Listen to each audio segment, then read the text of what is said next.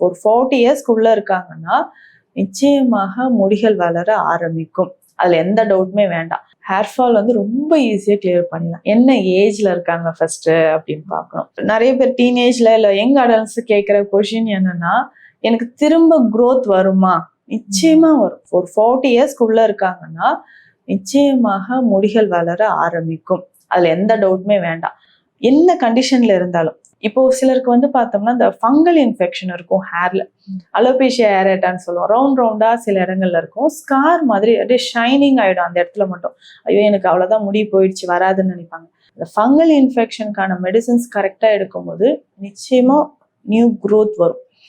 அதுக்கப்புறம் பார்த்தோம்னா அனிமிக்கா இருக்காங்களா, பித்தம் அதிகரிச்சு இருந்ததுன்னா நிச்சயமாக தலைமுடி பிரச்சனைகள் இருக்கும். முடி வந்து ஒரு மாதிரி செம்மட்ட முடியாக ஆரம்பிச்சிடும். கரு கருன்னு இருந்தது, இப்ப வந்து முடி ரொம்ப தின் ஆயிடுச்சு, டென்சிட்டி குறையுது, செம்மட்ட முடி மாதிரி வருதுன்னு நிறைய பேர் சொல்லுவாங்க.